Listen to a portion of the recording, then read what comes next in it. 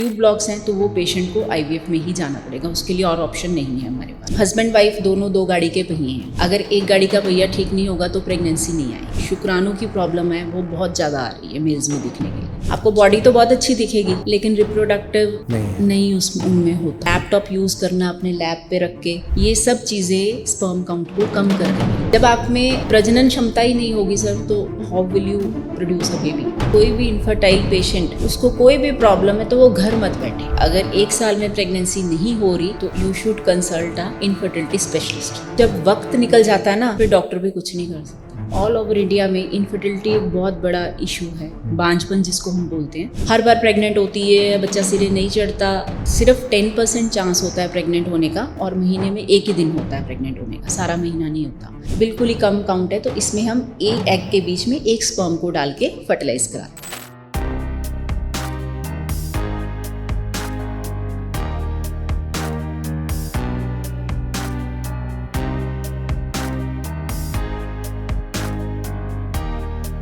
आज हमारे पास एक बेहद ख़ास शख्सियत है हमारे इस प्रोग्राम में हिस्सा लेने के लिए और आपको बहुत सारी जानकारी देने के लिए, और उनका नाम है डॉक्टर सुगंधा भाटिया जी।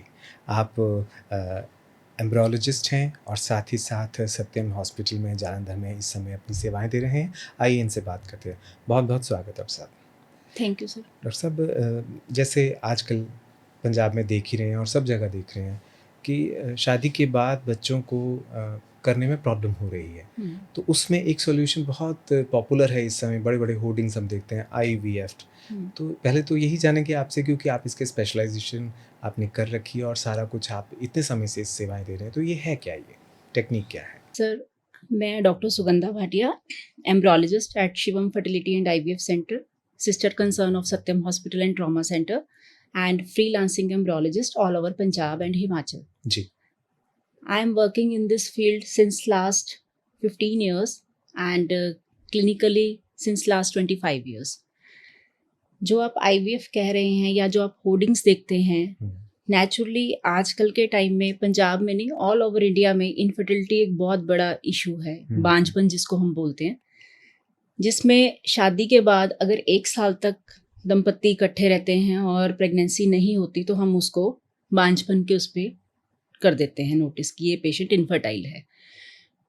उसके लिए डायरेक्ट आईवीएफ नहीं ऑप्शन होती, क्योंकि आईवीएफ के लिए सिर्फ 3-4 ऑप्शंस ही हैं। IVF means test tube baby, जिसमें हम भ्रूण, क्योंकि मैं एक एम्ब्रियोलॉजिस्ट मीन्स भ्रूण वैज्ञानिक हूँ, जिसमें हम भ्रूण लैब में बनाते हैं और उस भ्रूण को हम यूट्रस में ट्रांसप्लांट करते हैं। इसके लिए 3 से 4 इंडिकेशंस हैं जिसमें हम पेशेंट को आईवीएफ पे डालते हैं।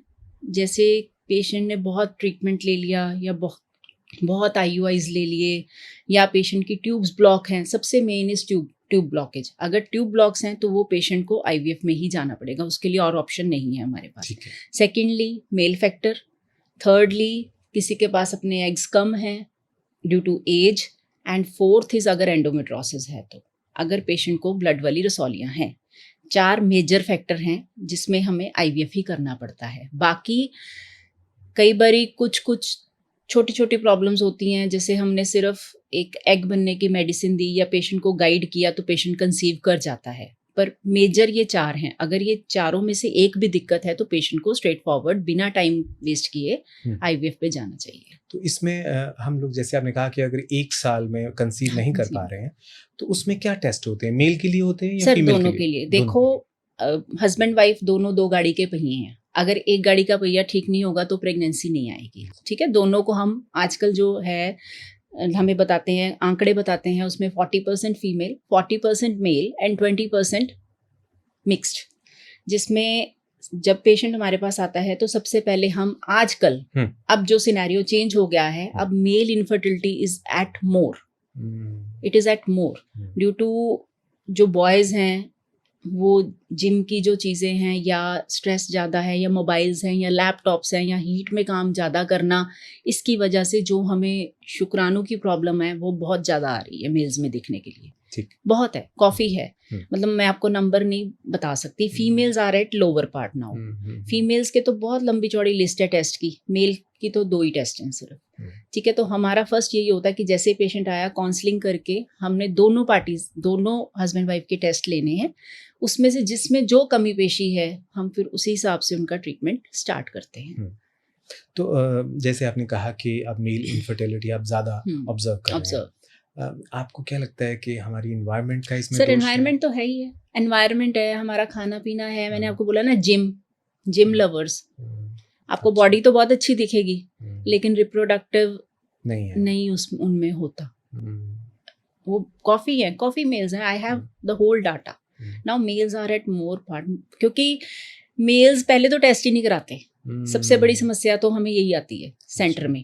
पर हमारा प्रोटोकॉल है कि हमारे पास पेशेंट आ गया तो हमने फर्स्ट या सेकंड विजिट में मेल को करना ही, क्योंकि देखने से बलिश हाँ, लग रहे देखने हैं में तो आप जैसे मर्जी लग रहे हो, बट अच्छा। जब आप में प्रजनन क्षमता ही नहीं होगी सर, तो how will you produce a baby.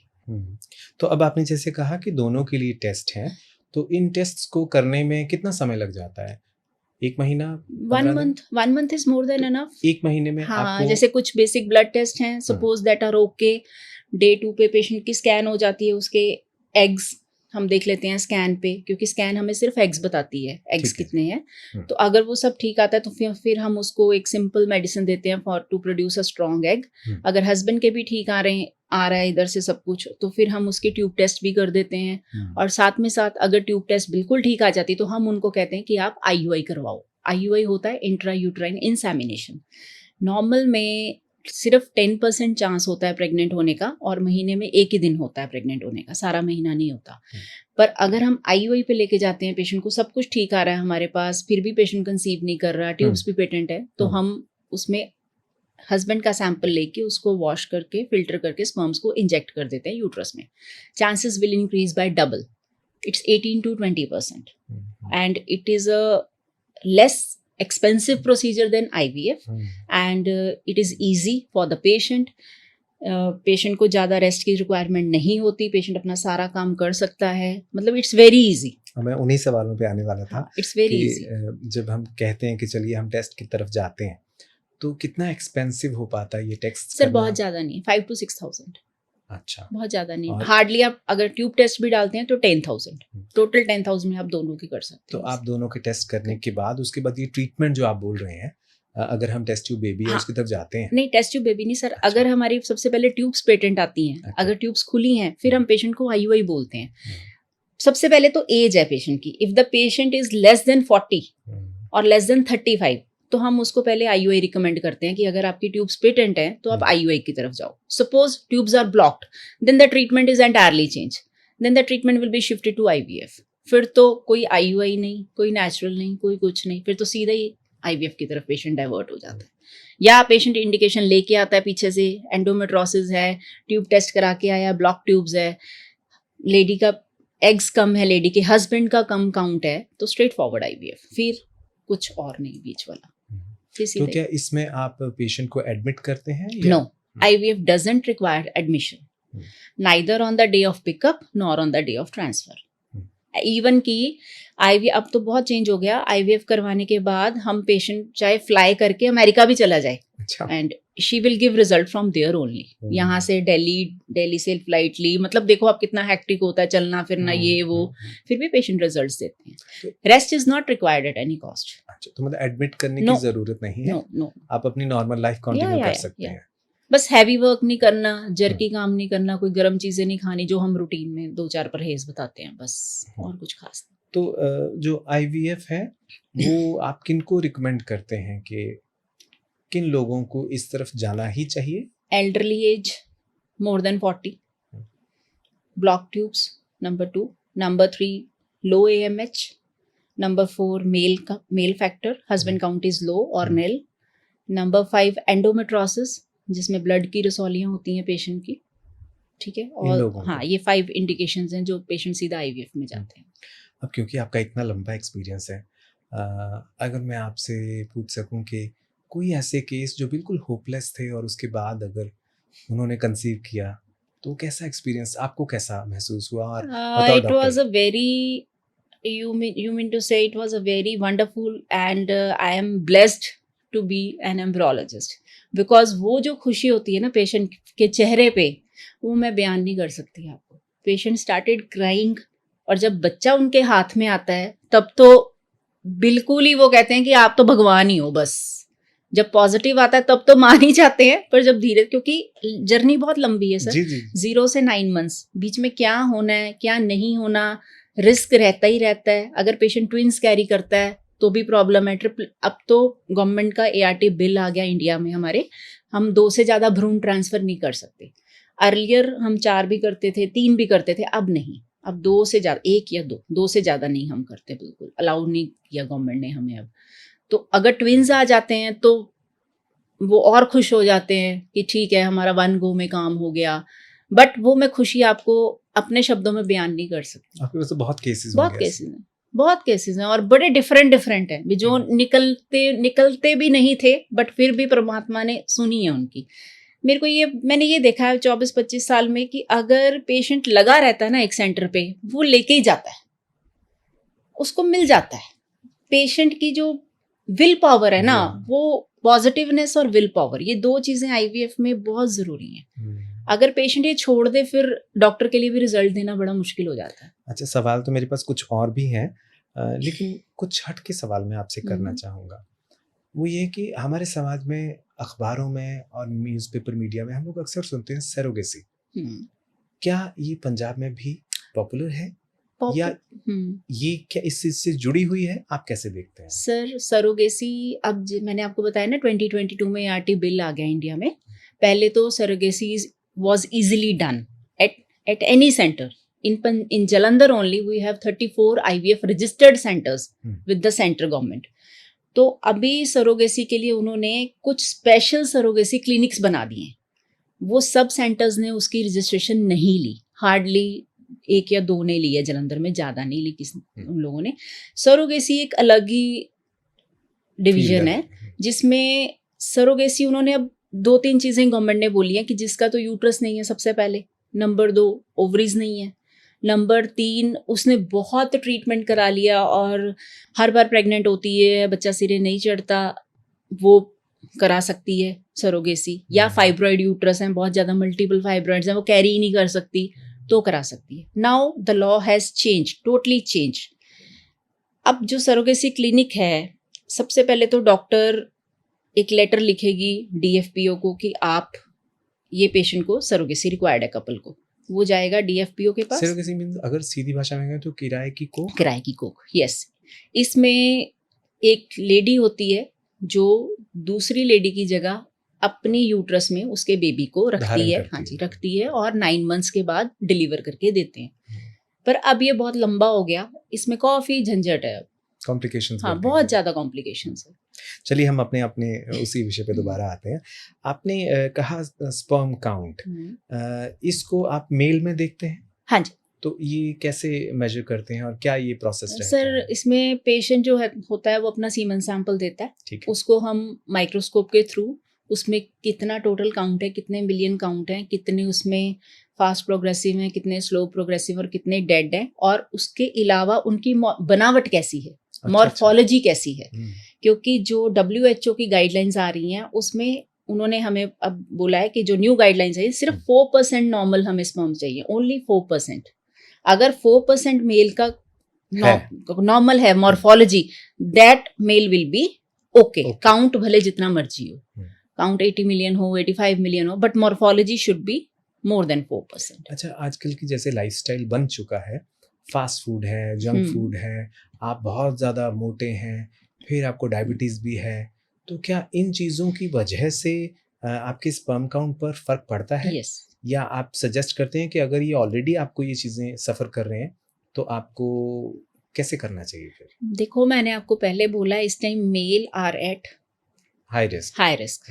ठीक है, जो तो बहुत फैट हैं या डायबिटिक हैं या जिनको स्मोकिंग की हिस्ट्री है, लिकर की हिस्ट्री है, ये जो एडिक्शन की हिस्ट्री है किसी भी चीज़ की, और लैपटॉप यूज़ करना अपने लैब पे रख के, ठीक है, अच्छा। ये सब चीज़ें स्पर्म काउंट को कम कर रही हैं। हम कौन सा रूटीन में मेल्स जाके चेक कराते हैं? हाँ, जब इनफर्टिलिटी आती है तभी भागते हैं सब लोग, बट ये चीज़ें उन पे काफ़ी असर कर रही हैं। जो प्रोसेस्ड फूड है हमारे, मैदा है, प्रोसेस्ड फूड है, वो सब चीजें इन पे असर करती हैं, काफी हद तक असर करती हैं। I have many of the patients की बाहर से रिपोर्ट लाएंगे कुछ 5 मिलियन 10 मिलियन, पर जब मैं Actual देखती हूँ करते हैं अंदर तो फिर तो वो बहुत अच्छी होती हैं, 70 मिलियन 80 मिलियन।